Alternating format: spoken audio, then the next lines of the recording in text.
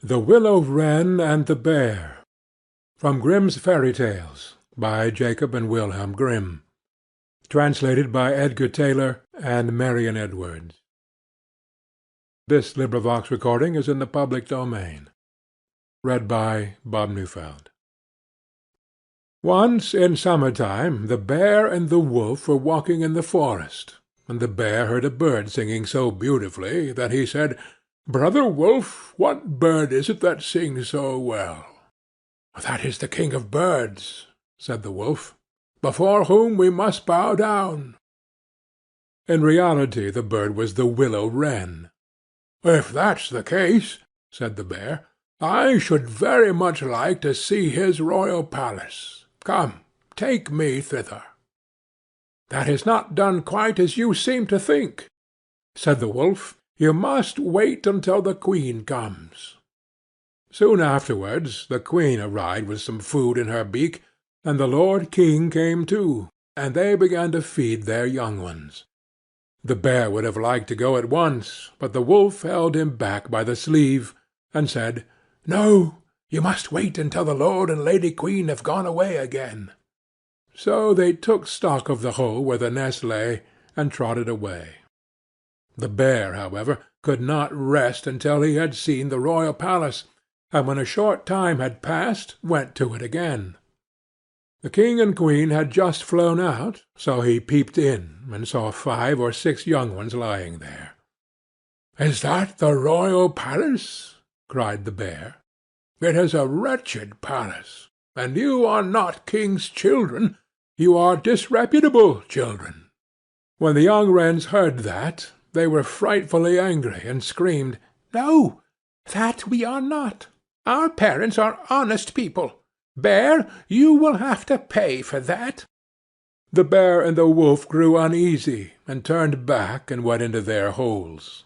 The young willow wrens, however, continued to cry and scream, and when their parents again brought food, they said, "We will not so much as touch one fly's leg. No, not if we were dying of hunger, until you have settled whether we are respectable children or not. The Bear has been here, and has insulted us." Then the old king said, "Be easy, he shall be punished." And he at once flew with the Queen to the Bear's cave, and called in, "Old growler, why have you insulted my children? You shall suffer for it. We will punish you by a bloody war." Thus war was announced to the Bear, and all 4-footed animals were summoned to take part in it, oxen, donkeys, cows, deer, and every other animal the earth contained. And the willow wren summoned everything which flew in the air, not only birds large and small, but midges and hornets, bees and flies had to come. When the time came for the war to begin, the willow wren sent out spies to discover who was the enemy's commander-in-chief. The gnat, who was the most crafty, flew into the forest where the enemy was assembled, and hid herself beneath a leaf of the tree where the password was to be announced. There stood the Bear, and he called the Fox before him, and said, "Fox, you are the most cunning of all animals. You shall be general, and lead us." "Good," said the Fox. "But what signal shall we agree upon?" No one knew that. So the Fox said, "I have a fine long bushy tail, which almost looks like a plume of red feathers. When I lift my tail up quite high, all is going well, and you must charge. But if I let it hang down, run away as fast as you can." When the gnat had heard that, she flew away again, and revealed everything, down to the minutest detail, to the willow wren. When day broke, and the battle was to begin, all the 4-footed animals came running up with such a noise that the earth trembled. The willow wren with his army also came flying through the air with such a humming and whirring and swarming that every one was uneasy and afraid, and on both sides they advanced against each other. But the willow wren sent down the hornet with orders to settle beneath the fox's tail, and sting with all his might.